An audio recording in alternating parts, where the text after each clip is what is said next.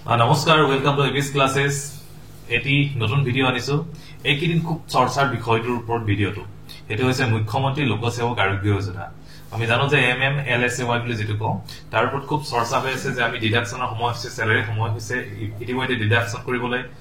order আহিছে গতিকে কেনেকৈ ডিডাকচন কৰিব লাগিব আৰু কাৰ ডিডাকচন কৰিব লাগিব ৰেজিষ্ট্ৰেচন হোৱা নাই যদি ডিডাকচন কৰিম নে নকৰিম এই সকলো ধৰণৰ যিবোৰ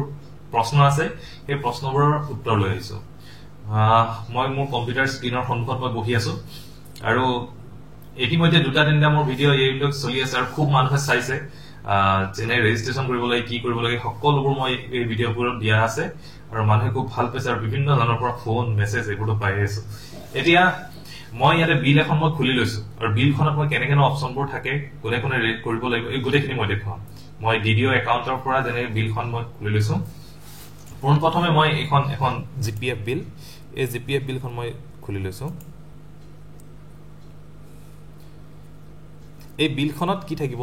বাকিখিনিটো সব একে দৰমহা বিল বাকি সব একে থাকিব খালি ডিডাকচনত যেটো থাকিব তাতে নতুন স্ল্যাব এটা দিব হেতু হল মুখ্যমন্ত্ৰী লোকসেৱক আৰোগ্য যোজনাৰ কাৰণে যেটো স্ল্যাব থাকে হেতু এই বিলখন খুলিছো এই বিলখনৰ মই ডিডাকচনলৈকে গুচি যাও ডাইৰেক্ট এতিয়া ডিডাকচনত দেখিব প্ৰতিজন ব্যক্তিৰ এখন জিপিএফ বিল একেবাৰে শেষত এইটো দেখিছে না MMLSAY এই ডিডাকচনৰ এই স্ল্যাবটো নতুনকৈ আহিছে আগতে এইটো নাছিলে ডিডাকচন কৰিবৰ কাৰণে এই স্ল্যাবটোত আপুনি কি ভৰাব লাগিব কন্ট্ৰিবিউশন এমাউন্টটো ভৰাব লাগিব এটো মই 450 ভৰাই লৈছো 450 কাৰ কাৰণে 450 থাৰ্ড কে যিকোনো এমপ্লয়িৰ কাৰণে 450 रुपीस আৰু 450 रुपीस আসলে দুমাহৰ কন্ট্ৰিবিউশন আছে ডিসেম্বৰ এণ্ড জানুৱাৰী দুমাহৰ 225 रुपीस কৈ 225 টকা কৈ দুমাহৰ আছে এতিয়া কথাটো হল যি সকলে ৰেজিষ্ট্ৰেচন কৰা নাই তেওঁলোকৰ কি হ'ব ডিডাকচন কৰিব লাগিব নে নাই যি সকলে ৰেজিষ্ট্ৰেচন কৰাও নাই তেওঁলোকে যদি ভাবিছে যে তেওঁলোকে এই আঁচনিটোৰ অন্তৰ্ভুক্ত হ'ব তেতিয়া হলে তেওঁলোকেও ৰেজিষ্ট্ৰেচন নকৰিলেও এই ডিডাকচনটো এতিয়াৰ পৰা কৰাই ল'ব লাগিব 450 रुपीस তেওঁলোকে জানুৱাৰী মাহতে দিব লাগিব আৰু যদি কোনোবাই ভাবিছে যে মোক একেবাৰে এইটো প্ৰয়োজন নাই তেতিয়া হলে তেওঁ মোক প্ৰয়োজন নাই বুলি আন্ডাৰটেকিংখন দি দিলে হৈ গল যে মই এইটো স্কিমত কি কৰিব সোমাব নিবিচাৰো মোৰ টাৰ্মছ এণ্ড কণ্ডিচন মোৰ লগত মই কি কৰা নাই এগ্ৰি কৰা নাই তেনেকুৱা আন্ডাৰটেকিং এখন আছে আন্ডাৰটেকিংখন দি দিলে হৈ যাব আৰু যিয়ে সোমাব বিচাৰিছে যদি ৰেজিষ্ট্ৰেচন কৰাও নাই বা ৰেজিষ্ট্ৰেচন কৰিছে প্ৰসেস হৈ আছে এটালৈকে এপ্ৰুভ হোৱা নাই তথাপিও আপোনালোকে কি কৰিব ইয়াৰে 450 रुपीस টো ডিডাকচন ষ্টাৰ্ট কৰি দিব আৰু এইটো ডিডাকচন হৈ যোৱাৰ পিছত আপোনালোকে পিছত ৰেজিষ্ট্ৰেচন কৰি ললেই হ'ল আৰু তেতিয়া আপোনাৰ যেহেতু পইচাটো কাটি থাকিব গতিকে আপুনি ৰেজিষ্ট্ৰেচন কৰি যেতিয়া আপোনাৰ সুবিধা হয় তেতিয়া আপুনি ক্লেইম ল'ব পাৰিব তে এই 450 रुपीस দুমাহৰ আছে আদাৰৱাইজ এটো 225 रुपीस কৈ হ'ব আৰু এটো গাইডলাইনত লিখা আছে যে এটো কেৱল প্ৰথম বছৰৰ কাৰণেহে 225 টকা কৰি নেক্সট বছৰৰ পৰা অৰ্থাৎ 2025 ৰ পৰা এটো 450 টকা হ'ব প্ৰতি মাহে গতিকে এটো যি সকলে কৰা নাই এটো কম্পালসৰি নহয় কিন্তু এইটো বহুতৰ মনত ভুল ধাৰণা এটা আছে যে কম্পালসৰি কোনো পদ্ধতি নহয় কোনোবাই যদি ভাবিছে যে মই এই স্কিমত অন্তৰ্ভুক্ত হ'ব নিবিচাৰো তেও নহলেই হ'ল কোনো কথা নাই কম্পালসৰি কৰি দিয়া নাই মই গাইডলাইনখন ভালকৈ পঢ়িছো কাৰণ মই নিজে কোৱা কথা না গাইডলাইনত থকা কথাখিনি মই কৈছো যে কোনো পদ্ধতি কম্পালসৰি নহয় যিয়ে কৰিব বিচাৰে তেওঁ ৰেজিষ্ট্ৰেচন কৰিব আৰু যাক নালাগে তেওঁ কি কৰিব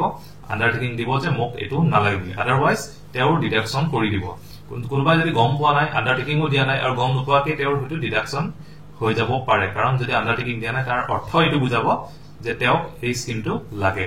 গতিকে এটো হল 450 रुपीस দুমাহৰ মই এই ডিডাকচনটো দেখাইছো ইয়াত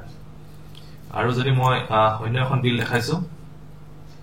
এখন এনপিএস বিলখনলৈকে যদি যাও ইয়াৰ ডিডাকচনত গলে তেনেকৈ দেখিব এনপিএস বা জিআইএস পিটেক্স এবোৰ ডিডাকচনৰ লগতে MMLSAY ডিডাকচন আহিব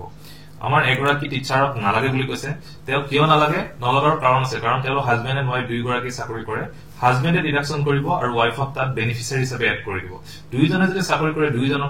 দুইজনৰ পৰা ডিডাকচন কৰাৰ কোনো প্ৰয়োজন নাই গতিকে এজনে ডিডাকচন কৰিলে তেওঁ হাজবেণ্ডে কৰিব আৰু ৱাইফ তাতে বেনিফিচিয়াৰী হিচাপে এড হৈ থাকিব গতিকে তেওঁ ডিডাকচন কৰা নাই আৰু এই যে দেখিছে 250 रुपीस এটো হল 125 रुपीस কৈ পাৰ মান্থ দুমাহৰ এটো 4th গ্ৰেডৰ কাৰণে 4th গ্ৰেডৰ 225 কৈ নহয় 125 কৈ 100 টকা কম হয়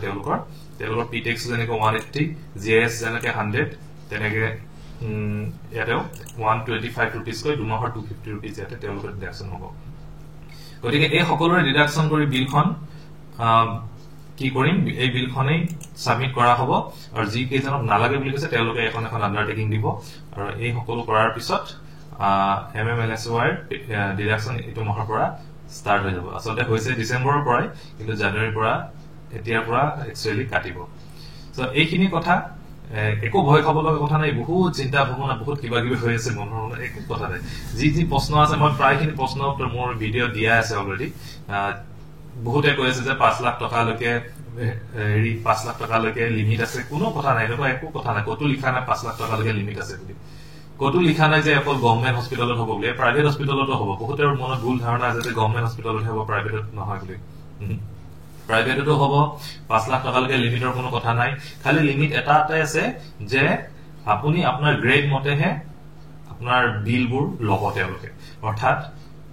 মই এইটো কথা আগতেও কৈছো আকৌ কম ধৰা মই হস্পিটালত ভৰ্তি হৈছে মোৰ কেবিনটোৰ ভাড়া প্ৰতিদিনে 2000 টকা কিন্তু একৰ্ডিং টু মাই গ্ৰেড যদি মোক যদি কি দিয়ে 1500 रुपीस কৈ দিয়ে পাৰ ডে তেতে হলে যি উপৰঞ্চি 500 টকা আছিল সেইটো মই নিজে পে কৰিব লাগিব অৰ্থাৎ মই যদি 10 দিন ভৰ্তি হৈ থাকিলো মোৰ 2000 টকা কৈ 20000 টকা মোৰ যদি কেবিনৰ ফিস হল কেবিনৰ ভাড়া হল কিন্তু মোৰ একৰ্ডিং টু মাই গ্ৰেড যদি 1500 रुपीस কৈ দিয়ে তেতে হলে 15000 টকা আমি এই আসনিটো জুৰে পাম 5000 টকা কিন্তু মোৰ পকেটৰ যাব তেনেকে ফোৰ্ড গ্ৰেড সকলৰ একে কথা তেলক যদি ধৰা হল 1000 টকা কৈ দিয়ে তেতে উপৰঞ্চি 1000 টকা তেলকে নিজে কৰিব হেতুহে আছে তাৰ বাহিৰে বেলেগ আপাৰ লিমিট 5 লাখ 10 লাখ এনেকুৱা কোনো কথা নাই চিন্তা নকৰিব খালি ভৰ্তি হ'ব লাগিব মিনিমাম 24 আৱাৰ্ছ ভৰ্তি থাকিব লাগিব এই কথাখিনি লৈ এই ভিডিওটো আশা কৰিছো আপোনালোকে উপকৃত হ'ব আৰু এটা কথা কন্ট্ৰেকচুৱেল যিসকল টিচাৰ আছে কন্ট্ৰেকচুৱেল টিচাৰ সকলৰ কাৰণে মই যদি কন্ট্ৰেকচুৱেল বিল এখন ইয়াতে উলিয়াই দিওঁ ওয়েজেস বিল বুলি কয় কন্ট্ৰেকচুৱেল বিল এখন যদি উলিয়াই দিওঁ তেতিয়া হলে দেখা পাব যে কন্ট্ৰেকচুৱেল বিলৰ ডিডাকচনত কতো MMLSY ডিডাকচনৰ কাৰণে কোনো ইয়াতে স্ল্যাব নাই অৰ্থাৎ কন্ট্ৰেকচুৱেল টিচাৰ সকলে ইয়াত অন্তৰ্ভুক্ত এতিয়ালৈকে কৰা হোৱা নাই যদি ইন ফিউচাৰ তেওঁলোক অন্তৰ্ভুক্তি কৰে তেতিয়া তেওঁলোকৰ কাৰণে ইয়াতে আহি যাব বৰ্তমান তেওঁলোক মেডিকেল এলাউন্স 600 रुपीस দি থকা হৈছে এটো বাকি সকলোকো দি থাকিব আৰু তাৰ পৰাই ডিডাকচনটো